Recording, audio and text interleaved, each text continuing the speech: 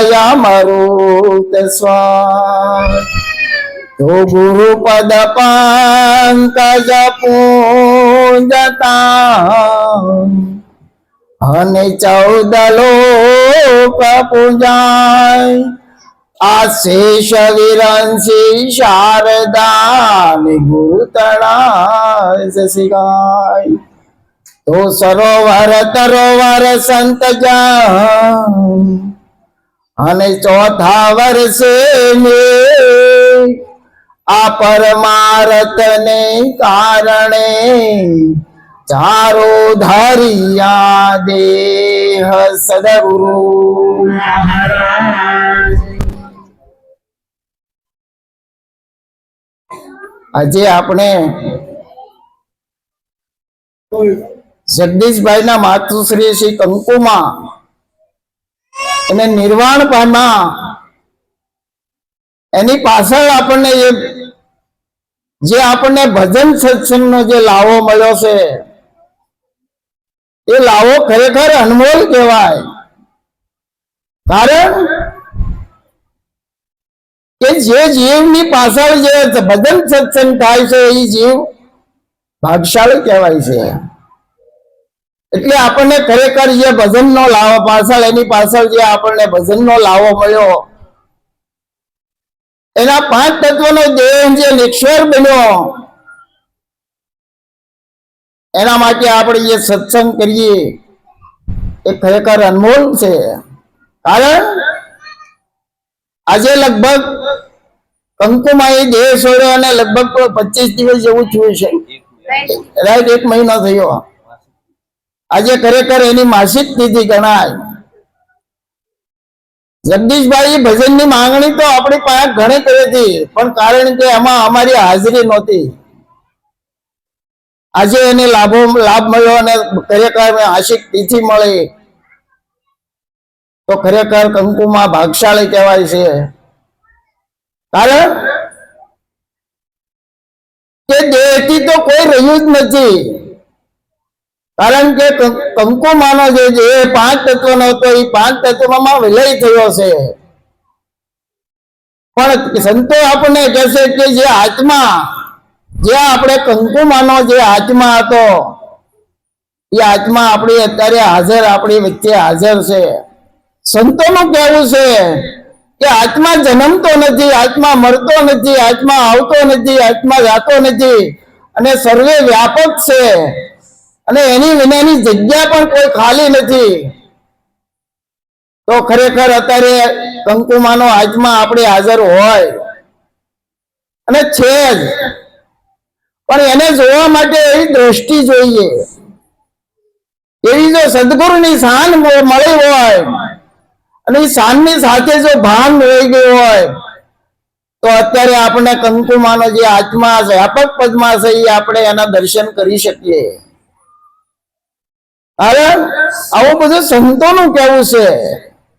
તો ખરેખર તો હવે આપણે એની પાછળ જે કાંઈ કરીએ એ અનમોલ છે। તો એવા એના માટે સંતો ખૂબ પોકારીને કહ્યા છે કે ભાઈ આજે દેહ વિલય થયો છે તો આત્મા હાજર છે, તો આ સંતો એમ કહે છે કે આ માણસ પણ અમર થઈ શકે છે, એને પણ જન્મ મરણ નથી। તો આ કઈ રીતે આવે એને જન્મ મરણ નથી એવો આપણે કોઈ દી વિચાર કર્યો? કારણ કે કોઈનો દેહ રહ્યા નથી ને રહેવાના પણ નથી। દેહ છે એ તો આવે છે ને જાય છે, જન્મે છે ને મરે છે, એનો પણ મૃત્યુ નથી। કારણ કે એના પર 5 તત્વોમાંથી બનેલો જે દેહ છે, આકાશ, વાયુ, તેજ, પાણી ને પૃથ્વી, આ પોતપોતાની રીતે પોતપોતાની અંદર ભળી જાય છે તો એનું પરિવર્તનશીલ થાય છે, પણ એની પણ મળતા નથી। તો ખરેખર આ જગતની અંદર જે કાંઈ છે, જે કાંઈ દેખાય છે એ બધું પરિવર્તનશીલ છે। જે નથી દેખાતું અને છતાં જે છે એ આપણો પોતાનો આત્મા છે અને એ આત્મા પાછો એક જ છે। એ બધાની અંદર રહેલો જે પરમાત્મા છે એ બધાનો એક જ છે, પણ એમાં આપણને નોખો નોખો કેમ દેખાય છે? ત્યાં પણ આપણને પ્રશ્ન થાય કે ભાઈ ફલાણા ભાઈ તો આવું કામ કરે છે, ઢીકડા ભાઈ તો આવું કામ કરે છે, આવું કેમ અલગ અલગ કામ કરે છે? કારણ કે એ પોતાના કર્મની અનુસાર, પોતાના ધર્મની અનુસાર પોતપોતાની રીતે જે કામ કરે છે એના ગુણને લીધે એ અલગ અલગ આપણને ભાષે છે. જે કાંઈ કાર્ય કરે છે એ પોતપોતાના ગુણ અનુસાર કરે છે એટલે આપણને અલગ લાગે, પણ એની રહેલો જે બોલવા વાળો છે, જે જોવા વાળો છે, જે સાંભળવા વાળો છે એ તો બધાની અંદર એક જ છે. આ જે બોલવા વાળો છે સંતો એને કોઈ ચેતન કીધો છે, કોઈ એને આત્મા કીધો છે, કોઈ એને પોતાનું સ્વરૂપ કીધું છે, અને એને જ આપણે પરમાત્મા કહીએ છીએ. તો ખરેખર આ જગતની અંદર કોઈ આવતું નથી ને જતું નથી, આવું છે. પણ એના માટે આપણે સદગુરુની જો શાન મળી હોય અને સાધની સાથે જો આપણે ભાન મળી હોય તો આ વાત સમજાય એવું છે. સંતો તો હરેક વાતમાં કહી જ ગયા છે કે જન્મ કોને છે અને મરણ કોને છે. આવું હરેક વાતમાં સંતો કહે છે. તો ખરેખર એક ગામ હતું, એ ગામની અંદર એક મહાત્મા મોટી મોટી દાઢી, મોટા મોટા વાળ થઈને અને આવીને સોરે બેઠા અને સત્સંગ કરે. બેજી સત્સંગ કરે, ગામના લોકો સત્સંગ સાંભળવા આવે. એમ કરતા કરતા બેસાડતી અઠવાડિયું થયું અને કોઈ ખાવાનું કહે તો ખાવા ઘરે જાય. એમ કરતા કરતા એક દિવસ ગામના લોકો ખંભે ફાળિયા નાખીને ગામમાં એક બહેનનો દીકરો ગુજરી ગયો એના મોઢે જાય છે. ત્યારે આ સંત પૂછે છે કે ભાઈ આ બધું શું છે? આ બધા ફાળિયા નાખીને ક્યાં જાય છે? કે ભાઈ અમારા ગામમાં એક ધીરા ભગત કરીને હતા, સંત થઈ ગયા, અત્યારે ઘર છોડીને જતા રહ્યા છે. એનો એકનો એક દીકરો એને કઈક સર્પદંશ થયો છે અને એ ગુજરી ગયો છે. ત્યારે આજે સંત છે એ એમ કે હાલો ને ભાઈ, હવે મારી ફરજ છે ને કે આપણા ગામમાં આવું છું, હું મારી હાજરી છે હું આવું છું, કે હું પણ આવું. ત્યાં પણ એ જાય છે. તો બધા સંતો બધા બેઠા છે. એમાં કોક થોડોક સત્સંગી માણસ હોય એ આ બાપુને પૂછે છે કે કહે છે કે મારે કઈક વાત કરો ને. આજે જે દીકરા દેહ છોડે છે એની પાસે કઈક વાત કરો ને એમ.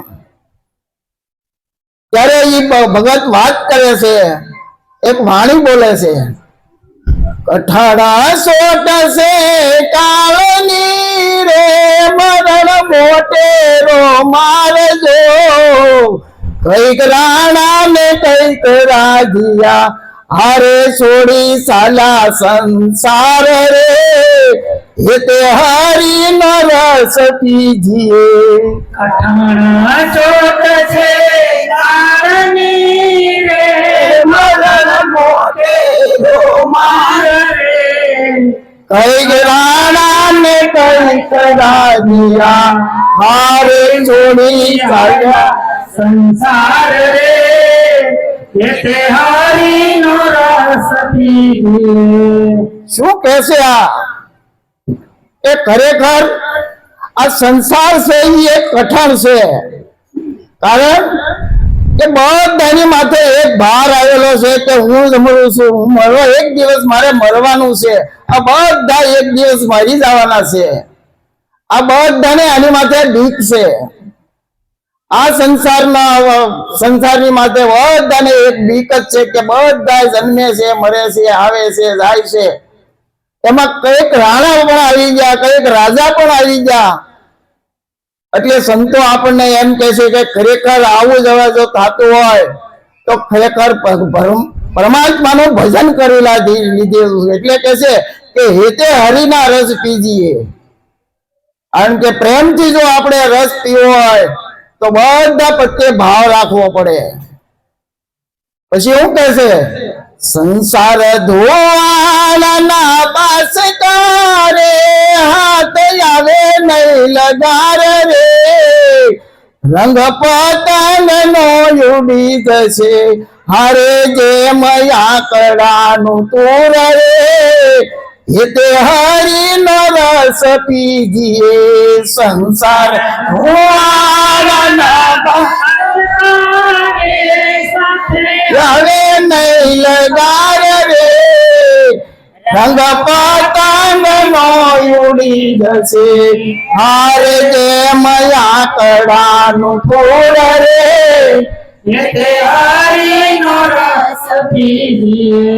કારણ કે આ જે સંસાર છે બધાને ખબર છે કે સંસારની અંદર આપણે જેટલું કાંઈ ભેગું કરશું જેટલું કાંઈ મારું મારું કરીને આપણે ભેગું કરીશું તો ખરેખર આપણે બધાને ખ્યાલ છે કે જ્યારે આપણા છેલ્લા શ્વાસા છૂટી જશે આપણે જ્યારે મરણ પથારીમાં હશે એમાંથી હોય ના નાકા જેટલી પણ એક વસ્તુ આપણી પાસે આવવાની નથી જેમ ધુવાડો ધોવાય ને ધુવાડાને આપણે બધ ભરવા જઈએ ને આપણા હાથમાં કાંઈ ન આવે એવો ખરેખર આ સંસાર છે એટલે કે છે સંસાર ધુવાડાના બાચકા હાથ આવે નહીં લગાર રંગ પતંગ નો ઉડી જશે જેમ આંકડાનું ધૂળ કારણ કે આજે આપણી જુવાનીમાં કદાચ આપણને અભિમાન હોય કે મારું રૂપ આવું છે પણ એક દિવસ ઈ ગઢું થાય એટલે એ જોવું નહીં ગમે આને કહેવાય આપણો રંગ પતંગ નો ઉડી ગયો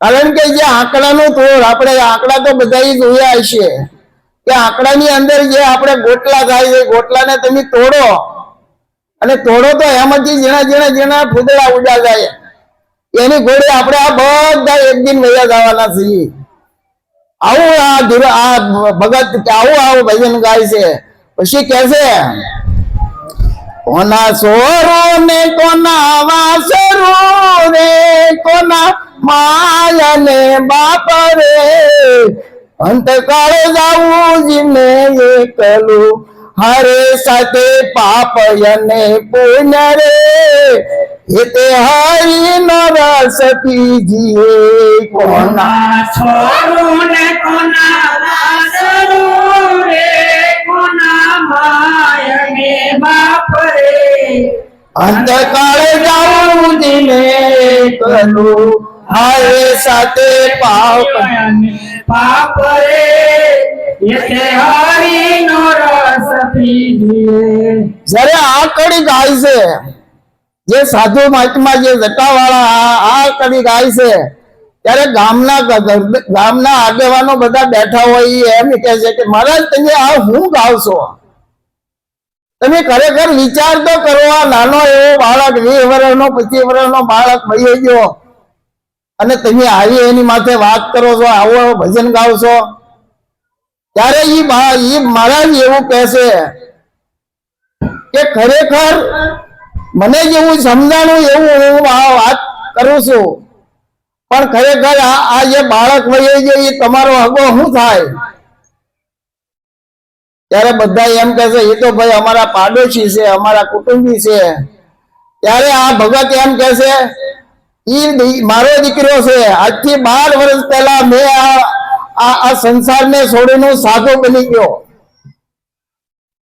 આ સાધુ બની ગયો ત્યારે મારા ધર્મ પત્ની મને એવું એને કીધું કે જોઈજો આ ભગવાન હલવાય ત્યારે મને આ છોટ લાગી ગઈ ને આ છોટ લાગી ગઈ ત્યારે મને મારા સદગુરુએ મને જ્યારે શાન બતાવી કે આ વિશ્વની અંદર બધા એવા છે કે બધા જન્મ્યા છે બધા મરવાના જ છે આવું મને એક જ્ઞાન થઈ ગયું એટલે હું આ વાણીમાં કહું છું કે જન્મ કેટલા જીવે નહીં કારણ કે આ કોના છોરું ને કોના વાસરું કોના માં ને બાપ કદાચ હું મારો દીકરો એમ કહું મારો દીકરો છે પણ મારે એને ઋણાના બંધન હતા ત્યાં સુધી જ મારી સગાઈ છે એની આજે ઋણાના બંધન પૂરા થઈ ગયા એટલે કોના છોરું કોના માવતર આવું મને મારા સદગુરુ મહારાજે આવું સમજાવ્યું છે એટલે ખરેખર આમાં કઈ શોક કરવા જેવું નથી કારણ કે આ જે કાંઈ દેહ લઈને આવે છે એ દેહ તો જવાના જ છે. પછી આપણા માતા હોય, આપણા પિતા હોય, આપણા ભાઈ હોય, આપણા ભાંડો હોય, આપણા સગા સંબંધી હોય, જે કઈ હોય તે બધા એક દિન જવાના છે. પણ ત્યાં સુધી કે જ્યાં સુધી પોતપોતાના ઋણના બંધન હોય ત્યાં સુધી જ એકાબીજાની સાથે રહેવાના છે. પછી દીકરો હોય કે માતા હોય કે પિતા હોય, એક દી તો એને બધાને જવાનું છે. કારણ કે એના જે શ્વાસા પૂરા થાય પછી કોઈની પણ, ભગવાનની પણ તાકાત નથી કે એના શ્વાસા સુધારી, એક શ્વાસા વધારી શકે. આવું સદગુરુ મહારાજનું જ્ઞાન છે. એટલે મેં આ સંતો આ વાણીમાં મેં એટલે આ શબ્દ વાપર્યો છે. ત્યારે બધા લોકો આશ્ચર્ય પામી ગયા. તો પછી કે તમે આ અઠવાડિયાથી આ સવારે બેઠા હતા તો તમે કોઈને વાત કેમ ન કરી? તો કે વાત કરું તો ગામના લોકોને એમ થાય કે મને જો આ જગતની અંદર કોઈ રોક્યો નહીં એટલે જો ઘરે આવીને ઉભો. તો ખરેખર આપણે આ જગતની અંદર જે કાંઈ આપણને મળ્યું છે એ એક દિવસ ગમે ત્યારે વહેલા મોડું આપણથી વિખૂટું પડવાનું છે અને એનો આપણે શોક કરવાનો નથી. અને જે કાંઈ આપણને વસ્તુ મળી છે એ બધી જ્યાં સુધી આપણો દેહ છે ત્યાં સુધી આપણે વાપરવાની જ છે. પરમાત્મા એ આપણને વાપરવા જ આપી છે. કારણ કે સંસાર લઈને બેઠા છે તો બધું આપણે કરવું પડશે. છોકરા છૈયા મોટા કરવા પડશે, બાળ બચ્ચા મોટા કરવા પડશે, પછી એને વધાવવા પડવા પડશે. એના માટે રહેવાનો આશરો પણ આપણે કરવો પડશે. એના માટે ખાવા પીવા માટે સગવડતા આપણે મહેનત પણ કરવી પડશે. બધું આપણું કરવું પડશે. પણ એમાંથી આપણે આસક્ત થવાનું નથી. આસક્ત એટલે એમાં એને એટલું બધું તાદાત્મ થઈ જવાનું નથી. કારણ કે આપણે એક નક્કી રાખવાનું છે કે જ્યાં સુધી આ બધું કરવાનું છે, પણ જ્યાં સુધી આપણામાં દેહ છે, જ્યાં સુધી આપણા પોતાની સાથે ઋણના બંધન છે ત્યાં સુધી છે. પછી એમ સંતો કહે છે કે આમાં પછી કોઈનું નથી. ખરેખર આપણે વિચાર કરવો કે માણસે શ્વાસા છોડી દીધા પછી એમાંથી કોઈ પછી તરત જ આપણે એમ કહી શકીએ કે હવે કદાચ 20 વર્ષનો દીકરો હોય કે 25 વર્ષના દીકરો હોય, પછી આપણે તરત જ એમ કહી શકીએ કે ભાઈ હવે આને શમશાને લઈ જઈ, હવે આને ગમે એમ કરીને કાઢીએ. કારણ કે આમાંથી બીજું તાહે. હરેક આપણને આ તો બધાને અનુભવ છે. તો ખરેખર આમાંથી કોઈ આસક્તિ નથી રાખવાની. અને આપણે પણ એક દી ખ્યાલ રાખવાનો છે કે એક દિવસ એ રીતે આપણો પણ જવાનું જ છે. ત્યારે આપણે પણ એ કોઈને સાથે લઈ જવાના, આપણી સાથે પણ કાંઈ નથી આવવાનું.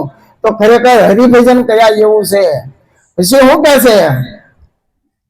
માળી વીણે છે ગુણા ફૂલણા રે, કયો કરે છે કિલોલ રે, આજનો દિન રળિયા મણો, આરે કાલે શિર પર ઘાત રે, જીતે હરી નો રસ પીજીએ. માળી વીણે છે રૂડા ફૂલડા રે, કયો કરે છે કિલોલ રે, આજનો દિન રળિયા મણો, હારે કાલે શિર પર ઘાટ રે, જીતે હરિનો રસ પીજીએ. જેમ બગીચાની અંદર માળી જે રોજ એના નિત્ય કર્મ માટે ફૂલડા વીણે, પણ એમાં ફૂલડા જે હોય એ તો માળી વીણી લે છે. પણ ઓલું જે કળિયું હોય એ કળિયું ઊભું વિચાર કરે છે કે આજનો દિવસ આપણા માટે રળિયામણો છે. કારણ કે કાલે આપણે ખીલી જઈશું અને ખીલી જઈશું એટલે આપણે કાલે આપણો એક દી આની ઘોડી વારો જ છે. એમ આપણે પણ હરેક મનુષ્ય માત્રને આપણે કોકનું મૃત્યુ જોઈએ. ખરેખર કોકનું મૃત્યુ જોઈએ ત્યાં આપણે તૈયારી આપણે રાખવાની કે ખરેખર આ જગતની અંદર હું મારું જે હું કરી રહ્યો છું, આ મારું તલવાર પણ મારું છે નહીં. તો જે સમયે જે વસ્તુ વાપરવા આપણને મળી છે એ વાપરે જાય એવું છે. પણ એમાં આસક્તિ નહીં રાખવાની. આવું જો પોતાની અંદર જે નક્કી થઈ ગયેલું હોય તો છેલ્લા શ્વાસે કોઈ દી એના આંખમાંથી આંસુ ન આવે. આવું સંતોનું કેવું છે. તો ધીરે ધીરે જે આ સંતો થઈ ગયા એ આવું ભજન કરી ગયા.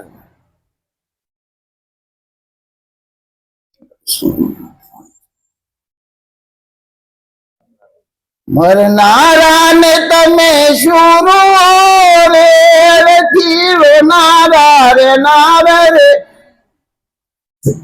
ધનમાં તેટલા જીવે નહીં હારે એની જાશે જાણનાર રે હેતે હરિનો રસ પીજીએ. મરનારા ને તમે શુરો રે નથી રોનારા રે નાર રે ધનમાં તેટલા જીવે નહીં હારે એની દાસે જાણનાર રે હેતે હરિનો રસ પીજીએ. કારણ કે આપણે જગત ની અંદર હોય છે જે કાંઈ જન્માશે એ બધા 5 પછી 50 વર્ષે પણ એનો દેહ છોડે છે છોડે છે. એની પછી આપણે કહીએ કે પશુ પંખી ગણો કે પક્ષી ગણો કે ઝાડ ગણો કે પાન ગણો કે માણસ ગણો, હરેક ની પોતપોતાની આયુષ્ય એ બધા એક દિવસ જન્મ્યા છે એટલે બધા મળવાના છે. આવું સંતોનો અનુભવ કહે છે. જન્મા તેટલા જીવે નહીં એની જણનારી પણ જીવવાની નહીં. જન્મા તેટલા જીવે પણ એની જણનારી પણ વધી આવવાની નથી. તો આપણી તો હું હેસિયત છે. એટલે આપણે ખરેખર તૈયારીમાં જ એક જ રહેવાનું કે ખરેખર આ બધી જે આપણે ભેગી કરી રહેલી જે વસ્તુ છે, ધન છે, દોલત છે, દીકરા છે, પુત્ર છે, પરિવાર છે, આ બધું જે આપણે ભેગું કર્યું છે એ એક દિવસ એમાંથી આપણે વિખૂટા પડવાનું જ છે. કારણ કે આ કોઈ કાયમિક રહેવાય એવું નથી. તો કાયમિક માટે રહેશે શું? કે કાયમિક માટે રહેશે એ આપણો પોતાનો આત્મા છે. જો આપણે આ પોતાના આત્માને સાધવાનો છે.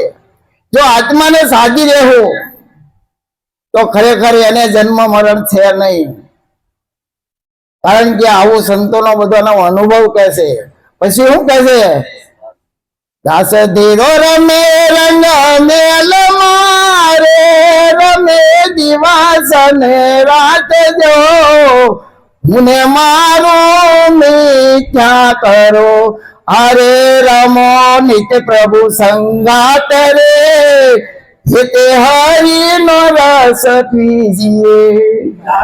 ધીરો રમે રંગ મેલ મારે રમે દિવસ ને રાત જો મને મારું મિથ્યા કરો હાજો પ્રભુની સંગાત રે હેતે હરિનો રસ પીજીએ. કારણ કે આ ધીરો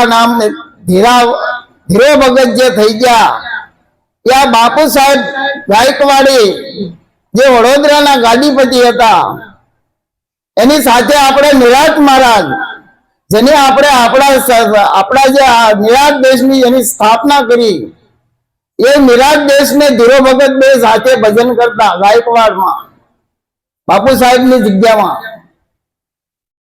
આવો એ ધીરા ભગત ને સમજણ હતી. એટલે એમ કહે છે કે દાસ ધીરો રમે રંગ મહેલમાં રમે દિવસ ને રાત. કારણ કે જ્યારે એ પણ દાસ ધીરો નવરાત પડતા એટલે પોતે પોતાની ધૂનમાં જ હોય. કારણ કે પોતાને ખબર પડી કે આ જગતની અંદર મારી અંદર જે પરમાત્મા છે એ આખા વિશ્વનું કામ કરી રહ્યો છે. પણ એને ગોતવા માટે હું જે 12 અત્યાર સુધી ભમતો હતો એ ખરેખર મારા ઘટ વિતનની અંદર છે. અને એટલે જ હું કે હું નિત્ય સંગાતે હું મારા પોતાની સાથે રમું છું. કારણ કે એ ક્યારે શરમાય કે જ્યાં સુધી મારું મારું મારું મારું જ્યાં હું કરું છું એટલે હું અને મારું આ મિથ્યા જાણવાનું. કારણ કે આમાં મારું નથી તલવાર. જે કાંઈ છે એ બધું પરમાત્માનું છે અને પરમાત્માને જયારે જરૂર હશે ત્યારે આપણી પાસેથી લઈ લેવાના છીએ. એટલે એમ કે છે હું ને મારું મિથ્યા કરો પણ રહો પ્રભુની સંગાત. પરમાત્માના જો ભજનમાં નિત્ય આપણે રહીશું તો ધીરે ધીરે ધીરે એક દિન આપણે જે આ પંથ આપ્યો છે જે સદગુરુ મહારાજે આપણે પોતાના સ્વરૂપની જે આપણને ભાન કરાવી છે કે ભાઈ જા તારે જન્મય નથી ને મરણય નથી, પણ ક્યારે કે તું જે હું બતાવું છું એ બતાવવા માર્ગ પ્રમાણે જો તું ચાલીશ તો તારે આની માટે જન્મ પણ નથી, મરણ પણ નથી. એટલા માટે આપણે સંતોએ ભજન કરવાનું કીધું છે કે ભજન પાછું આપણું પોતાનું એકલાનું છે. આપણે જે અત્યારે જે રાજ કાંઈ આપણે જે સત્સંગ કરી રહ્યા છીએ આ તો એક જાતનો સમાગમ કહેવાય, આ ભજન ના કહેવાય, આ તો એક સમાગમ કહેવાય. કારણ કે આની સાથે બધા સાથે આપણે ભાવ જાગે, ભાવ જગાડવાની માટે આપણે આ નિત્ય સમાગમ કરવો પડે, પણ સત્સંગ તો કાયમ કરવો પડે. સત્સંગ એટલે સત્યનો સંગ, જે આ જગતની અંદર સત્ય શું છે અને અસત્ય શું છે એનું આપણે નક્કી થઈ જવું પડે. કારણ કે જે વસ્તુ આવે છે, જાય છે, જન્મે છે, મરે છે, આ બધું રૂપ રંગ ને આકાર જે આપણને દેખાય છે એ બધું પરિવર્તનશીલ છે, અને ઈ આવે છે ને ઈ જાય છે, એટલે એને સંતોએ અસત્ય કીધું છે. તો સત્ય સદા સદજીત, આજ આવે કાલ ન હોય એને સત્ય ન કહેવાય. એટલે આદિ અનાદિથી આપણે હતા, અત્યારે પણ આપણે છીએ જ, અને આપણા કદાચ દેહ છૂટી જાય ને તોય આપણે હશું.